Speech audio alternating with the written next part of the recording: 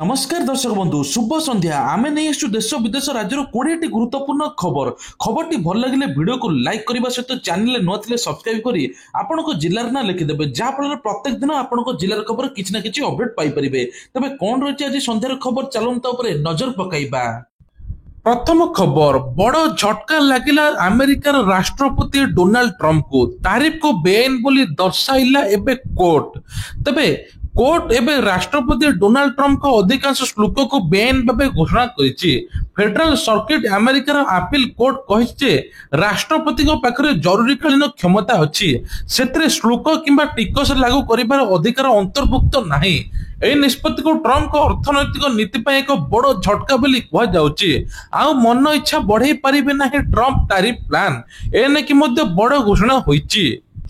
परवर्ती खबर बड़ काम करदेले प्रधानमंत्री नरेंद्र मोदी बड़ निष्पत्ति नेले तेबे जापान आगामी 5 वर्ष मध्य 50,000 कुशली अर्धकुशली कर्मचारी को नियुक्ति प्रदान करिबो।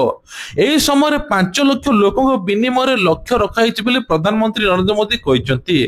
भारत और जापान शुक्रवार दिन मानव संबल सहयोग पर एक गुरुत्वपूर्ण योजना होइछि जहाँ फल 5 वर्ष मध्य उभय देश 5 लाख लोकों को विनिमय करा 50,000 कुशली एवं अर्धकुशली भारतीय वृत्तिगत को जापान पठा जहाँ फल भारतर अर्थनीति बढ़िया बोली एपटे प्रधानमंत्री कहते। परवर्ती खबर रही एथर 5 वर्षर कम बयस पिला को मिलिबो ब्लू आधार कार्ड। नवजात बा छोट पिला को आधार कार्ड केंद्र को नेबा बहुत कष्टकर। एभली परिस्थिति यूआईडीएआई ब्लू आधार कार्ड सुविधा प्रदान करुछि जहाँ फल छोट पिला को ब्लू आधार कार्ड तैयारी करिबार प्रक्रिया बहुत सहज होइजिबो। आपण आधार केंद्र को जिबा पई मध्य पड़िबो नाही। यूआईडीएआई अधिकारी माने आपण को घर को आसी निज पिलांकर आधार कार्ड तैयारी करिए बोली कहा जाउछि। प्रथमे आपण को यूआईडीएआई वेबसाइट के जिबा को पड़िबो ऑनलाइन में आवेदन करी बुक अपॉइंटमेंट को क्लिक करिया पई पड़िबो। जो दिन आपण सिलेक्ट करथिबे से दिन आपण को नंबर को कॉल आसी आपण घरे आसी पहुंचबे।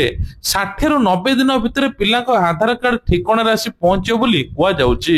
परवर्ती खबर होछि राशन कार्ड को नै कि बड़ अपडेट राज्य सरकारଙ୍କର बड़ घोषणा आनी कि राशन कार्ड आउ रहिबो नाही। आउ 2-3 दिन पर राशन कार्ड कटि जिवो। तबे पाखापाखि 19 लाख हिताधिकारी माने एपर्यंत राशन कार्ड ई केवाईसी करनाती। सेपटे राज्य सरकार आउ गोटे बड़ घोषणा जे वर्तमान चाषी पंजीकरण अवधि आहुरी बढ़ाइबे। तेबे कह जो मैंने चाष छाड़ी से माने चाष कार्य फेरुचंती पुणी आउ थे पंजीकरण करुचंती। जो माने सरकारी जमी श्मशान जमी मंदिर जमी रेजिस्ट्रेशन करिथिबे सर्वे करी सेगुड़िक कटा दियाजिबो सेगुड़िक काटिकी तांको एड़ाई दियाजिबो जहा फल से माने चाषी अंतर्भुक्त हेबे नै बोली कह जाउछि। किछि अयोग्य हिताधिकारी माने चाषी मानकर समस्त सुविधा पाया पई पंजीकरण करिचंती तांको बाद दियाजिबो बोली एपटे खाद्य जोगाण मंत्री कृष्णचंद्र पात्र सूचना देइचंती। परवर्ती खबर रही एथर कहुच्छी आईनजीवी को अन्य व्यवसाय मना। आईनजीवी लाइसेंस जदि अच्छी बड़ खबर। आईनजीवी लाइसेंस प्राप्त व्यक्ति को अन्य पेशा कार्य करुवा अभियोग गुरुतर भाव ग्रहण करिछि ओडिशा राज्य आईनजीवी परिषद। राज्य आईनजीवी परिषद एपरी घटना रोकिया राज्य रे समस्त बार एसोसिएशन को निर्देश देछि। जो आईनजीवी लाइसेंस अच्छी 1961 अनुसार लाइसेंस पाइबा परे जड़े आईनजीवी पेशा पूर्णांग रूपे कार्य करिबो। अन्य पेशा कार्य करिबा पेशागत नैतिकतार विरुद्धाचरण जहाँ कार्यानुष्ठान जो आईनजीवी अन्य व्यवसाय करुचंती सेमानक लाइसेंस सरेंडर बा सस्पेंड करिबा लगी आवेदन करिया पे निर्देश दि जाइछि। एही नियम को आईनजीवी उल्लंघन करुचंती सेमानक विरोध में फौजदारी मामला मध्य कराजिबो। एथिसहित सेमानक विरोध में श्रृंखलागत कार्यानुष्ठान ग्रहण कराजिबो। एने बार एसोसिएशन को राज्य आईनजीवी परिषद पक्षरु निर्देश मध्य दि जाइछि।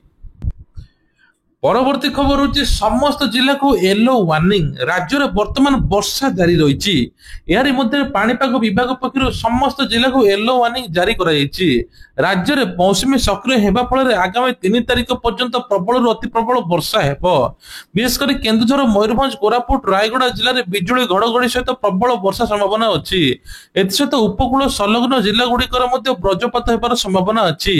एथिपाई जिला को येलो अलर्ट करिछि पाणीपाग विभाग ବିଭାଗ କେନ୍ଦ୍ର। ପରବର୍ତ୍ତୀ ଖବର ହଉଛି 90,000 ସରକାର ଦେବେ, ତେବେ ପାଇବ କିଏ? କେନ୍ଦ୍ର ସରକାର ଦେଶର ସର୍ବସାଧାରଣ ଉନ୍ନତ କରିବା ପାଇଁ ବିଭିନ୍ନ ପ୍ରକାର ଯୋଜନା କରୁଛନ୍ତି। ତେବେ ଜୁନ 1, 2020 କେନ୍ଦ୍ର ସରକାର ପ୍ରଧାନମନ୍ତ୍ରୀ ସ୍ୱନିଧି ଯୋଜନା ଆରମ୍ଭ କରିଥିଲେ, ଯାହା ଛୋଟ ବ୍ୟବସାୟୀଙ୍କ ପାଇଁ କ୍ଷୁଦ୍ର ଋଣ ଯୋଜନା ହେବ, ଯାହାଦ୍ୱାରା ଲୋକମାନେ ସହଜରେ ସରକାର ଋଣ ମଧ୍ୟ ପାଇପାରିବେ। ତେବେ ଏହି ଯୋଜନା ଅଧୀନରେ ପୂର୍ବରୁ ହିତାଧିକାରୀ ମାନେ କୌଣସି ସୁରକ୍ଷା ଗ୍ୟାରେଣ୍ଟି ବିନା 80,000 ଟଙ୍କା ପର୍ଯ୍ୟନ୍ତ ଋଣ ଦିଆଯାଇଥିଲା। ବର୍ତ୍ତମାନ ସରକାର ତାକୁ ବଢାଇ 90,000 ଟଙ୍କା ବୃଦ୍ଧି କରିଛନ୍ତି। ଏହା ଦ୍ୱାରା ସରକାର ବର୍ତ୍ତମାନ ଏହି ଯୋଜନା 31 ମାର୍ଚ୍ଚ 2030 ପର୍ଯ୍ୟନ୍ତ ବୃଦ୍ଧି କରିଛନ୍ତି, ଯାହାଫଳରେ ଛୋଟ ଛୋଟ ବ୍ୟବସାୟୀ ମାନେ ବିନା ଗ୍ୟାରେଣ୍ଟିରେ 90,000 ଟଙ୍କା ପର୍ଯ୍ୟନ୍ତ ଋଣ ପାଇପାରିବେ। ତେବେ ଏହା ଦ୍ୱାରା 1 କୋଟିରୁ ଅଧିକ ବିକ୍ରେତା ମଧ୍ୟ ଉପକୃତ ହେବେ। 3ଟି କିସ୍ତିରେ ଏହି ଟଙ୍କା ମିଳିବ।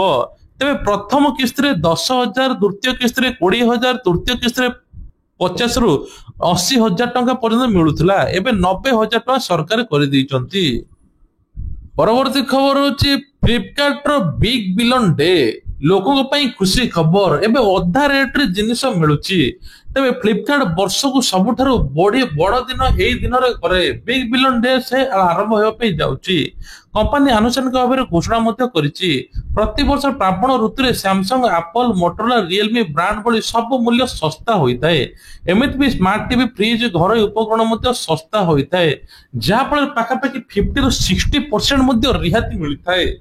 ଏମିତି ମଧ୍ୟ Flipkart big billion day sale ଆରମ୍ଭ ହେବା ପାଇଁ ଯାଉଛି ବୋଲି କୁହାଯାଉଛି। ପରବର୍ତ୍ତୀ ଖବର ରହୁଛି ସାବାଡ ହେବେ ନିଶାଡି। ଭୁବନେଶ୍ୱରକୁ ନିଶାମୁକ୍ତ କରିବ ଅପରେସନ ପ୍ରହାର, ପହିଲାରୁ ରାଜ୍ୟବ୍ୟାପୀ ମିଶନ। ଏନେକି ସରକାରଙ୍କର ବଡ ଘୋଷଣା। ଓଡ଼ିଶା ସରକାର ରାଜଧାନୀ ଭୁବନେଶ୍ୱର ସମସ୍ତ ସହରରେ ଏକ ସ୍ୱତନ୍ତ୍ର ଅଭିଯାନ ଆରମ୍ଭ କରିବା ପାଇଁ ଯାଉଛନ୍ତି, ଯାହା ଆସନ୍ତା ସେପ୍ଟେମ୍ବର 1ରୁ ଲାଗୁ ହେବ। ଶୁକ୍ରବାର ଦିନ ଲୋକସଭା ଭବନରେ ରାଜ୍ୟ ଆଇନ କାର୍ଯ୍ୟ ଅବକାରୀ ମନ୍ତ୍ରୀ ପୃଥ୍ୱୀରାଜ ହରିଚନ୍ଦନ ଅଧ୍ୟକ୍ଷତାରେ ଅନୁଷ୍ଠିତ ଏକ ଉଚ୍ଚସ୍ତରୀୟ ବୈଠକରେ ପଦକ୍ଷେପକୁ ଚୂଡାନ୍ତ କରାଯାଇଛି। ସେପ୍ଟେମ୍ବର 1ରେ ଆରମ୍ଭ ହେବାକୁ ଥିବା ଏହି ଅଭିଯାନ ସାରା ରାଜ୍ୟରେ ନିଶା ଏବଂ ଅନ୍ୟାନ୍ୟ ନିଶା ଦ୍ରବ୍ୟର ସେବନ, ଗୋରୁଚାରଣ ଏବଂ ବିକ୍ରୟକୁ ରୋକିବା ପାଇଁ ବିଭିନ୍ନ ପଦକ୍ଷେପ ମଧ୍ୟ ନିଆଯିବ। ତେବେ ଏହି ବୈଠକରେ ମୁଖ୍ୟ ଶାସନ ସଚିବ ମନୋଜ ଆହୁଜା, ପୋଲିସ ପ୍ରଶାସନ, ଅବକାରୀ ବିଭାଗ, ଭୁବନେଶ୍ୱର ମ୍ୟୁନିସିପାଲିଟି କର୍ପୋରେସନ ଏବଂ ତା ସହିତ ନାର୍କୋଟିକ୍ସ କଣ୍ଟ୍ରୋଲ ବ୍ୟୁରୋ ବା ଏନସିବି ର ପ୍ରତିନିଧି ଅଂଶଗ୍ରହଣ କରିଥିଲେ। ପରବର୍ତ୍ତୀ ଖବର ହଉଛି ଶ୍ରେଷ୍ଠ ମୁଖ୍ୟମନ୍ତ୍ରୀ ତାଲିକା। ଆସିଲା ଶ୍ରେଷ୍ଠ ପ୍ରଦର୍ଶନକାରୀ 10 ମୁଖ୍ୟମନ୍ତ୍ରୀ ତାଲିକା। ଏହି ତାଲିକାରେ ମୁଖ୍ୟମନ୍ତ୍ରୀ ମୋହନ ଚରଣ ମାଝୀ ସ୍ଥାନ ମଧ୍ୟ ପାଇଛନ୍ତି। India today mood of the nation survey ପାଇଛି। ପ୍ରଥମ ସ୍ଥାନରେ ଅଛନ୍ତି ଆସାମର ମୁଖ୍ୟମନ୍ତ୍ରୀ ହେମନ୍ତ ବିଶ୍ୱକର୍ମା। ଦ୍ୱିତୀୟ ସ୍ଥାନରେ ଛତିଶଗଡ଼ର ମୁଖ୍ୟମନ୍ତ୍ରୀ ବିଷ୍ଣୁଦେବ ସାଏ। ତୃତୀୟ ସ୍ଥାନରେ ଝାଡଖଣ୍ଡ ମୁଖ୍ୟମନ୍ତ୍ରୀ ହେମନ୍ତ ସୋରେନ ଏବଂ ତା ସହିତ ତାଲିକାର 8ମ ସ୍ଥାନରେ ରାଜ୍ୟର ମୁଖ୍ୟମନ୍ତ୍ରୀ ମୋହନ ଚରଣ ମାଝୀଙ୍କ ନାମ ମଧ୍ୟ ଅଛି। ସେପରି ଚତୁର୍ଥ ତାଲିକାରେ ଗୁଜରାଟର ମୁଖ୍ୟମନ୍ତ୍ରୀ, ପଞ୍ଚମରେ ଉତ୍ତରପ୍ରଦେଶର, ଷଷ୍ଠରେ ମଧ୍ୟପ୍ରଦେଶର, ଆନ୍ଧ୍ରପ୍ରଦେଶର ମଧ୍ୟ ଅଛନ୍ତି 7ମ ସ୍ଥାନରେ, ତାପରେ 8ମ ସ୍ଥାନରେ। 9ମ ସ୍ଥାନରେ ପଶ୍ଚିମବଙ୍ଗର ମମତା ବାନାର୍ଜୀ, 10ମ ସ୍ଥାନରେ ପଞ୍ଜାବର ମୁଖ୍ୟମନ୍ତ୍ରୀ ଭଗବନ୍ତ ସିଂ ଅଛନ୍ତି ବୋଲି କୁହାଯାଉଛି। ପରବର୍ତ୍ତୀ ଖବର ହଉଛି ପୂଜା ପାଇଁ ଅନୁମତି ଝାମେଲା।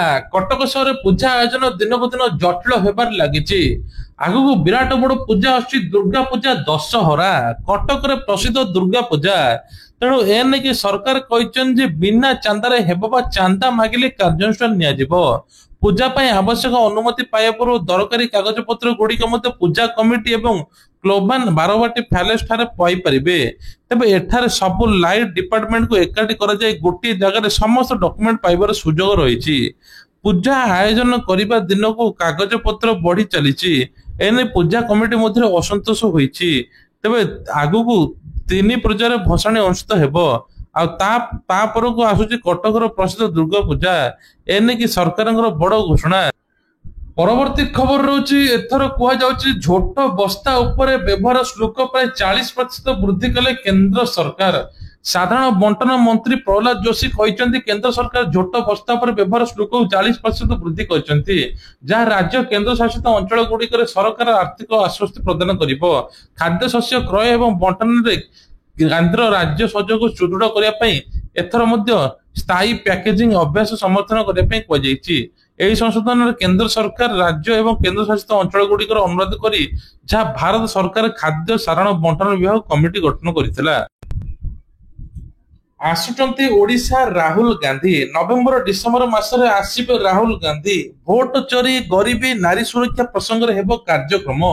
ଏହି କାର୍ଯ୍ୟକ୍ରମରେ ଯୋଗ ଦେବେ ରାହୁଲ ଗାନ୍ଧୀ। ତେବେ ରାହୁଲଙ୍କ ଗସ୍ତ ନେଇ ପିସି ସଭାପତି ଆଜି ଗଣମାଧ୍ୟମକୁ ସୂଚନା ମଧ୍ୟ ଦେଇଛନ୍ତି।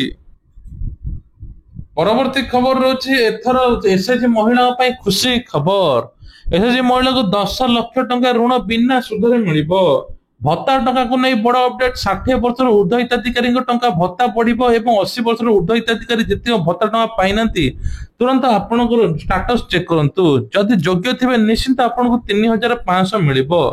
ଏପଟେ ମଧ୍ୟ ଆଉ ଗୋଟେ ବଡ ଘୋଷଣା ହୋଇଛି ଯେ ସ୍କୁଲ ପିଲାମାନଙ୍କ ଡ୍ରପ୍ ଆଉଟ୍ ସମସ୍ୟା ବଢୁଛି, ଯାହା ଫଳରେ ସରକାର ଚିନ୍ତା କରୁଛନ୍ତି ସ୍କୁଲ ପିଲାଙ୍କୁ ମାଗଣା ପୋଷାକ, ଡ୍ରେସ, ଟୋପି, ବ୍ୟାଚ୍, ଆଇଡି କାର୍ଡ ସବୁ କିଛି ମାଗଣା ପ୍ରଦାନ କରିବେ। ତା ସହିତ 1000 ଟଙ୍କା ଦେବେ ବୋଲି କୁହାଯାଉଛି। ସେପଟେ ଯୋଗୀ ଆଦିତ୍ୟନାଥ ମଧ୍ୟ ସେମିତି କରିଛନ୍ତି। ସ୍କୁଲ ଶିକ୍ଷକ ଅଭିଭାବକ ମାନଙ୍କୁ 1250 ଟଙ୍କା ଲେଖା ଦଉଛନ୍ତି। ପରବର୍ତ୍ତୀ ଖବର ରହୁଛି ଯାତ୍ରୀଙ୍କ ସୁବିଧା ପାଇଁ ଟ୍ରେନ ରହଣୀ ସ୍ଥାନ ଗୁଡିକରେ ପୁନଃସ୍ଥାପନ। ଏଥର 15 ମିନିଟ୍ ପୂର୍ବରୁ ଟିକେଟ ମଧ୍ୟ କାଟି ହେବ। ପୂର୍ବରୁ ପ୍ରତ୍ୟାହାର କରାଯାଇଥିବା ଗ୍ରହଣୀ ସ୍ଥଳରେ ମଧ୍ୟ ଯାତ୍ରୀଙ୍କ ପ୍ରତିନିଧି ପାଇଁ ଦୃଷ୍ଟିରେ ରଖି ଏଥର ପୁନଃସ୍ଥାପିତ ହୋଇଛି, ଯାହା ଫଳରେ ଏଥର ମଧ୍ୟ ଆରାମସେ ଯାତ୍ରୀମାନେ ବ୍ୟବସ୍ଥା କରିପାରିବେ। ଟ୍ରେନରେ ରହଣୀ ସ୍ଥଳ ମଧ୍ୟ ମିଳିପାରିବ।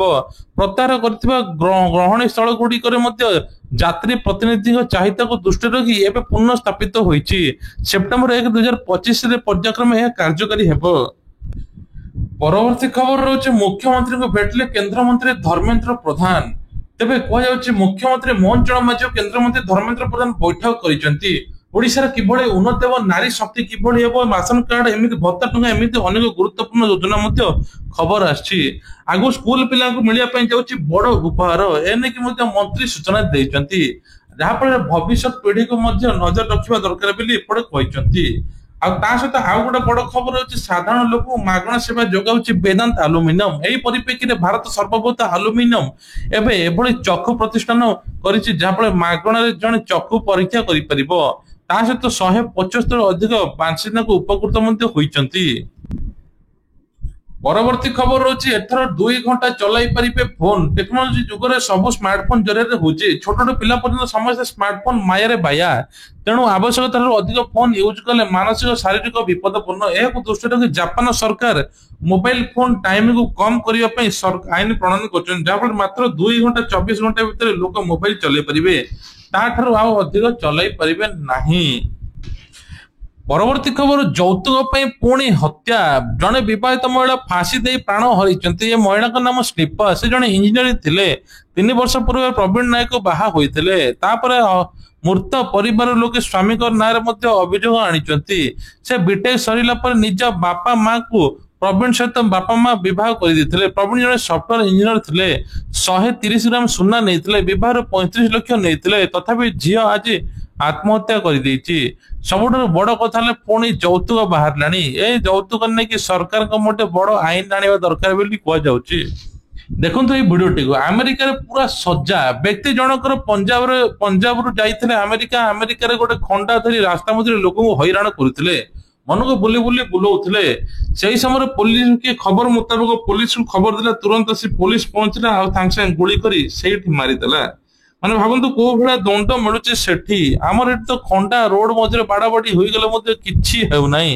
ତୁରନ୍ତ ସେଇଠି ବ୍ୟକ୍ତିଙ୍କୁ ଗୁଳି କରି ପୋଲିସ ମାରି ଦେଇଛି।